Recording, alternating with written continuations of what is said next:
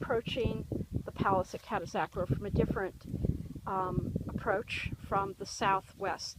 If you recall, most of the canonical Minoan palaces have their main entrance on the southwest, but Kato Zakro's, as we have seen, has their main entrance on the southeast. And even if we could wish away this vegetation, it would not be as grand as the northeast entrance leading from the harbor. Now we're passing the south wing, and the south and west wings lack the ashlar masonry that you see at Knossos, Malia, and Festos, but are made of roughly hammer-dressed megalithic construction. This is a term given to it by Shaw. And now we're approaching the south entrance, which is a minor entrance to the palace, and we're passing the south wing, which is a stone vase maker's workshop. And so we're slowly approaching the palace entrance, and here we are.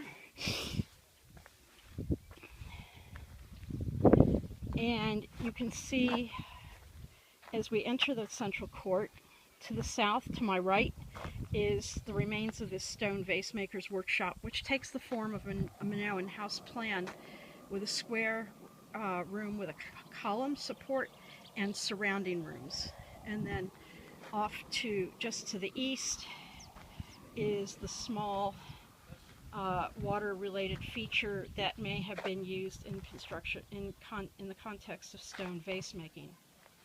Now we're going to walk across the central court from the southeast corner to the northwest corner, approaching the west wing, which is very interesting for a number of reasons. There are only two entrances to the west wing, in contrast to several more, 6 or 7 on the east. One entrance leads to the Minoan Hall, which is the largest Minoan hall other than found at the Little Palace.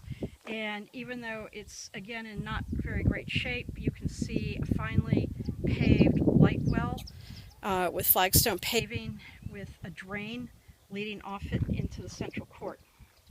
Now we come to this curious structure, an altar, and it's placed off-center, but it is placed in alignment both with the entrance to the dining hall on the north and to this small chamber directly to the west. This small chamber has a massive threshold block, stone, as you can see, and it's a small square chamber.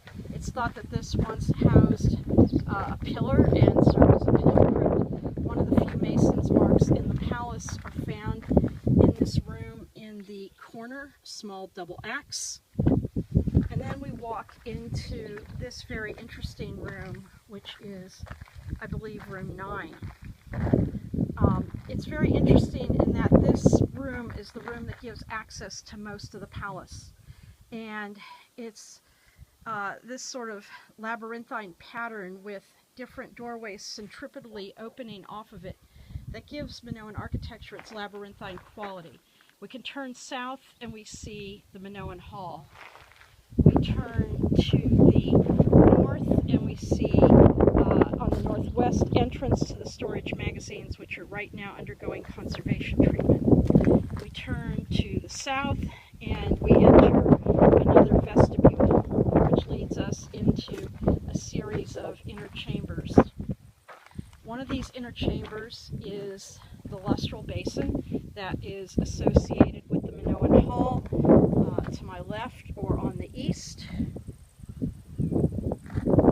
Here we go. And then we turn and face west and we come upon a small room with 2 small benches. This has been interpreted as a shrine because of its central location. Also, it could have just as easily been a pantry. Then we enter a series of rooms giving access to more storage rooms. And then this very interesting set of chambers or cysts, which contain Kato Zakro's Linear A archive. And you'll note that the Linear A archive is closely associated with the Minoan Hall. This is a feature we also see with the archive and Minoan Hall at Hagia Triada. And then off in the distance, not really accessible from here, is a room called the Treasury of the Shrine that contains stone vases.